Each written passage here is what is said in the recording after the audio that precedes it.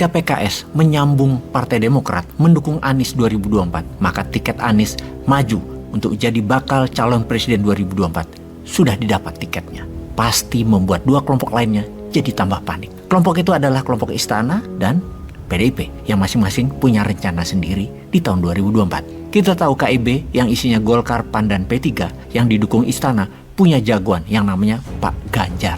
Sementara PDIP bisa mencalonkan sendiri, belum pede menampilkan calonnya jauh-jauh hari dari sekarang. Gerindra di sisi lain sangat pede. Dia posisinya di tengah Istana dan PDIP. Bisa ke PDIP, bisa ke KIB. Gerindra sejauh ini belum juga menyatakan positioningnya.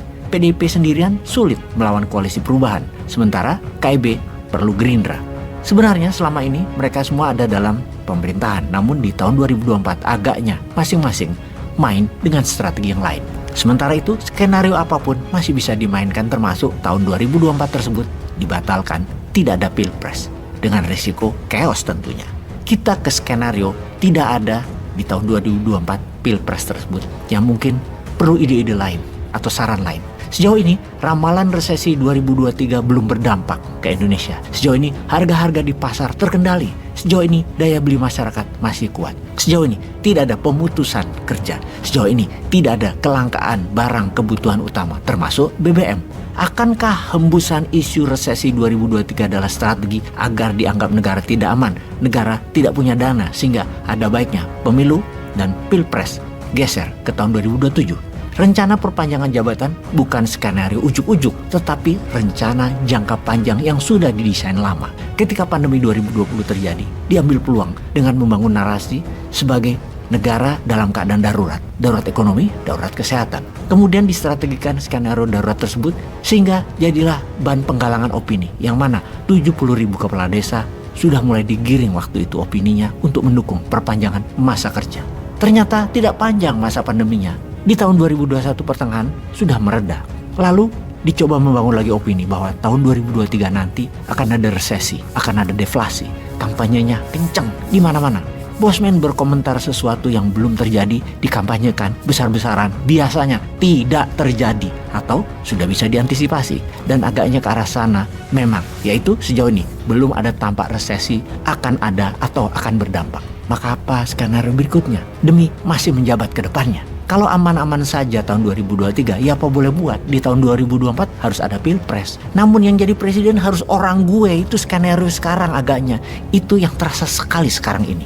Salah satu strategi agar abadi menjabat atau orangnya Istana yang menjabat seterusnya, ada batu sandungan. Batu sandungan terkuat adalah Anies. Anies merupakan lawan berat yang harus tidak boleh jadi. Harus digembosin, harus jadi musuh bersama. Rasanya kalau langkah penggembosan itu terus-menerus dilakukan, pasti langkah Anies berikutnya adalah gak jadi nomor 1 rapopo, kejar nomor 2, gitu ya. Tapi kita harus tolong pejabat yang ingin menjabat selamanya tersebut, ya. Kira-kira ya kita harus melakukan itu. Dengan menolong tersebut mungkin izin Santara bisa dijalankan lagi. Jadi informasi berikut ini bisa jadi skenario doomsday atau skenario hari kiamat untuk kelanggengan jabatan hingga minimum sampai tahun 2027. Skenario usulan Bosman ini bisa menjadi jabatan tambahan 3 tahun sampai 2027, dan setelah itu bisa tambah 3 periode sampai 2032. Dan ini semua agar persiapan Mas Gibran lancar. Di tahun 2024 bisa jadi gubernur Jawa Tengah, lalu kemudian di tahun 2029 gubernur Jakarta, sehingga ketika Pilpres 2032 Mas Gibran bisa mulus ke istana. Itu skenario cocok dan terbaik dan harus dibantu. Jadi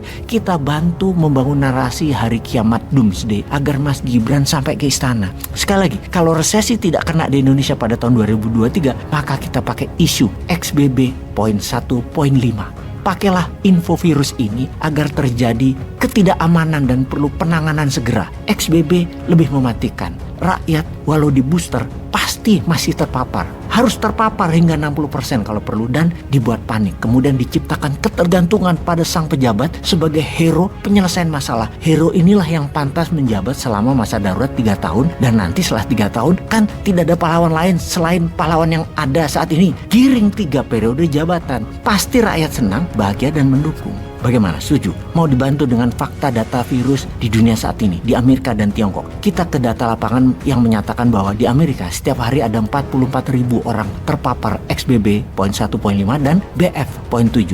Data ini data di Amerika sejak 15 Januari hingga data kemarin tanggal 28 Januari 2023. Sejauh ini ada 5.302 pasien ICU di data dari NBC. Ini bertambah ngeri jika statistik dibandingkan angka keterpaparan di tahun 2020. Tingkat kematiannya adalah 44% meningkatnya. Wilayah yang terkena dampak saat ini di negara bagian Connecticut, Delaware, North Carolina, Texas, New Jersey, dan 5 negara bagian lain. Data ini dibanding peristiwa yang sama di tahun 2020, angkanya meningkat drastis, yaitu rata-rata di setiap negara bagian yang terpapar presentasinya meningkat 28%. Saat ini subvarian XBB sudah terdata di 25 negara di luar Tiongkok. Sementara di Tiongkok, selama 6 bulan ini yang berperang dengan Zero Covid Policy, akhirnya Tiongkok menyerah. Akhirnya dilepas masyarakatnya. Mungkin agar terjadi herd imunitas karena vaksin terbukti tidak efektif. Hingga keterpaparan saat ini di semua kota besar Tiongkok adalah 90% manusia terpapar dengan jumlah meninggal mendekati angka 160.000 orang setiap bulannya karena efek XBB ini.